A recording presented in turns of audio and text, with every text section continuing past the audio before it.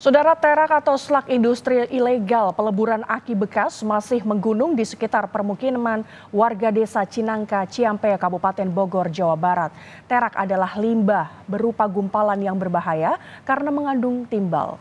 Lalu bagaimana bisa limbah berbahaya itu diatur dan sejauh mana dampak yang ditimbulkannya? Informasinya untuk Anda. Desa Cinangka menjadi sentra peleburan aki bekas sejak 1978. Saat itu, terdapat 30 pengusaha pelebur aki bekas tanpa izin.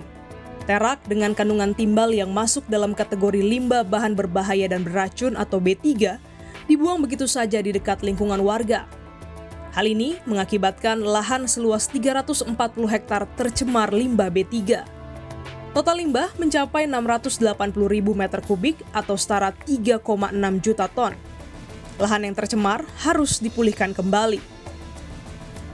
Komite Penghapusan Bensin Bertimbal atau KPBB didukung oleh Lembaga PBB untuk Lingkungan, United Nations Environment Program atau UNEP, melakukan pemulihan dengan metode enkapsulasi, yakni mengubur limbah B3 sebanyak 2.850 meter kubik atau setara 15.250 ton dari 39 hektar area terkontaminasi pada tahun 2013.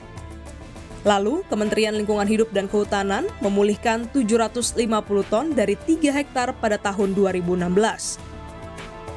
Luas area yang telah dipulihkan seluas 42 hektar atau 12,35% dengan tonase 16.000 ton atau 0,43% dari estimasi total tonase limbah B3 yang mengkontaminasi Desa Cinangka. Kami melakukan penelusuran ke Desa Cinangka untuk mengetahui kondisi terkini cemaran limbah B3 di sana.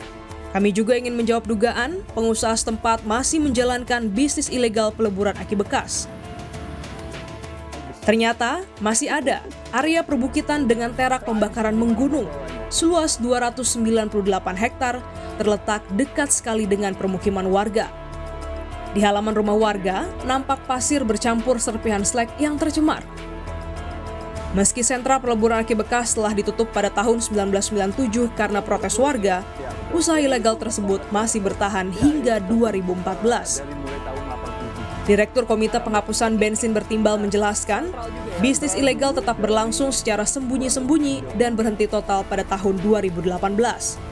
Cinangka itu kita masih menemukan sekitar 10 tungku yang tersebar di Cinangka Tengah gitu.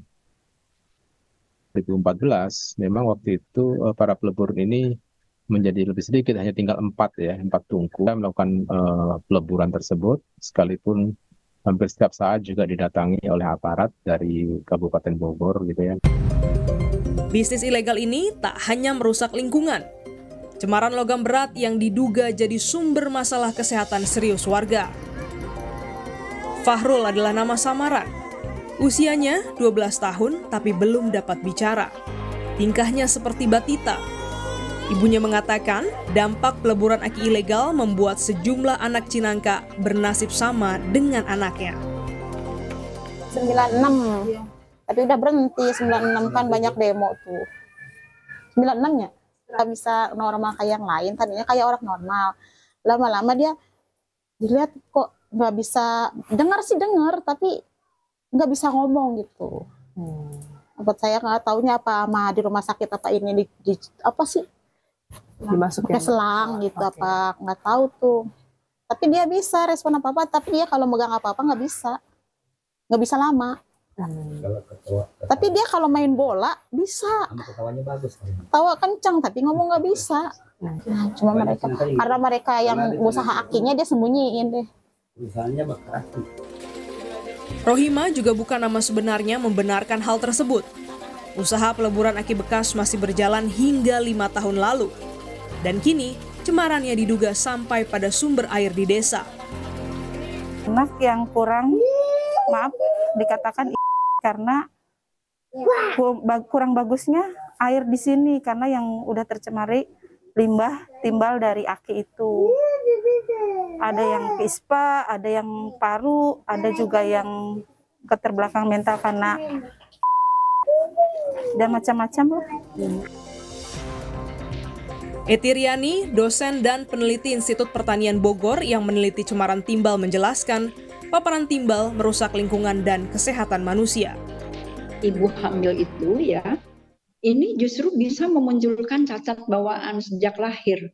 Akan mengakibatkan salah satunya itu akan ada ke otak ya, ke saraf, ke susunan saraf pusat.